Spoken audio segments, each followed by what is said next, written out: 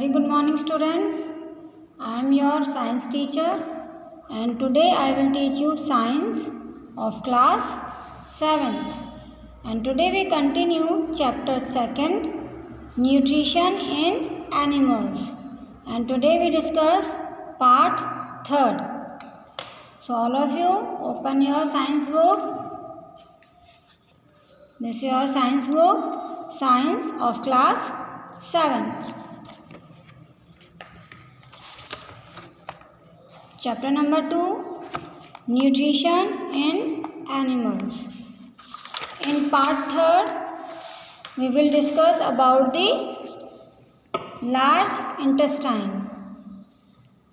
हम small intestine तक हम स्टडी कर चुके हैं. अब हम आज पढ़ेंगे large intestine. See large intestine is wider but shorter than small intestine.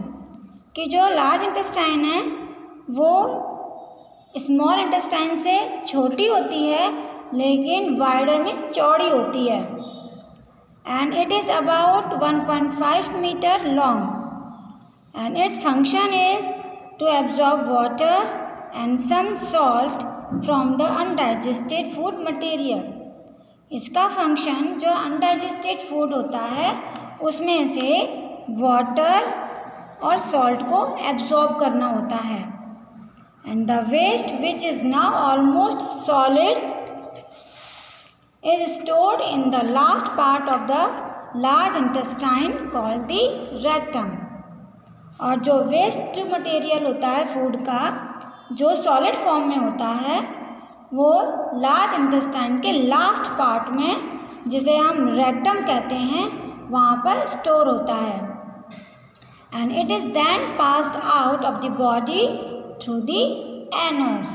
और एनस की हेल्प से हम जो वेस्ट सॉलिड पार्ट है उसे हम अपनी बॉडी से पास आउट कर देते हैं.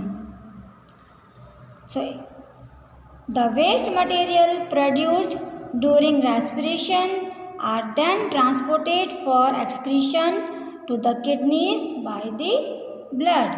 और जो वेस्ट मटेरियल हैं जो रेस्पिरेशन के समय ट्रांसपोर्ट किए जाते हैं वो किडनीज में ब्लड के थ्रू ट्रांसपोर्ट किए जाते हैं. Now we discuss about the ruminants means grass eating animals. देखिए आपने देखा होगा कि बहुत सारे एनिमल्स हैं जो घास खाते हैं, प्लांट्स खाते हैं. तो रूमिनेंट्स आर वो plant eating animals that digest their food into 2 steps. तो जो प्लांट ईटिंग एनिमल्स होते हैं उनका फूड 2 स्टेप में डाइजेस्ट होता है, एक बार में नहीं होता. अब ऐसे एनिमल्स कौन से हैं? देखो आपने देखा होगा काऊ, बफेलोज, गोट, शीप, बिसन, ये सब वो एनिमल्स हैं. ऑक्स जो रूमिनेंट होते हैं कि जो प्लांट्स खाते हैं. They have complicated stomach consisting of 4 chambers. इनका जो स्टमक होता है बहुत ही कॉम्प्लिकेटेड होता है, यानी कि बहुत ही मुश्किल वाला होता है इसका सिस्टम. और इसमें 4 चेम्बर्स होते हैं यानी कि 4 पार्ट्स होते हैं जिनके नाम हैं रूमेन, रेटिकुलम, एमसम एंड एबोमेसम. ये 4 चेम्बर्स होते हैं. आपने देखा होगा कि काव, बफेलो जब अपना चारा ख़त्म कर लेती हैं, खाली बैठी हुई होती हैं, तब भी वो अपना मुंह चलाती रहती हैं, यानी कुछ न कुछ चबाती रहती हैं. तो ऐसे क्यों होते हैं? क्योंकि उनके सामने फूड तो होता नहीं है, चारा तो होता नहीं है, फिर भी वो अपने मुंह को चलाती रहती जैसे कुछ चबा रही हैं और उनके मुंह से वाइट वाइट झाग निकलते हुए आपको दिखाई देते हैं. तो बच्चों जब वो घास खाती हैं तो वो घास को जल्दी जल्दी मतलब पूरा निगल जाती, वो ढंग से उसे चबाती नहीं है. तो जितने भी ग्रास ईटिंग एनिमल्स होते हैं वो जल्दी से घास को स्वेलो कर लेते हैं यानी कि निगल लेते हैं. और जो घास है उसका जब वो बॉडी के अंदर जाती है तो स्टमक में स्टोर हो जाती है. जैसे हम स्टमक का जो मतलब फर्स्ट पार्ट है रूमेन, वहाँ पर चला जाता है। देखो जैसे ये काव बनी हुई है, ये यहाँ से घास खा रही है, तो ये घास यहाँ से होती हुई ये यहाँ पे आ जाएगा। ये वाला जो ग्रीन ग्रीन लाइन दिख रही है ये है रूमेन, तो यहाँ पर आ जाता है। तो यहाँ पर आने के बाद जो घास है वो पूरी तरह से डाइजेस्ट नहीं होती, वो थोड़ी सी डाइजेस्ट होती है। फिर वो घास दोबारा से टर्न करती हुई वो उसके माउथ में दोबारा चली जाती है। अब दोबारा जाने के बाद फिर ये उसको दोबारा चबाते हैं, तो इसलिए इसे हम कहते हैं रूमिनेशन। और इस तरह के जो जानवर हैं उन्हें कहते हैं हम रूमिनेंट्स। तो देखो जो अनडाइजेस्टेड उनका फूड था, जो उनके स्टमक में आया था रूमेन में, तो वो कर्ड बन जाता है। वो कर्ड फिर बैठ जाता है उसके माउथ में, तो उस कर्ड को चबाते हैं। फिर वो चबाने के बाद तब वो ओमोसम में आता है, उसके बाद वो एबोमोसम में आता है, फिर यहाँ से वो धीरे धीरे उसके इंटेस्टाइन में चला जाता है। तो इस तरह के जो एनिमल्स हैं उन्हें हम रूमिनेंट्स कहते हैं बच्चों, और ये जो प्रोसेस है उसे कहते हैं रूमिनेशन।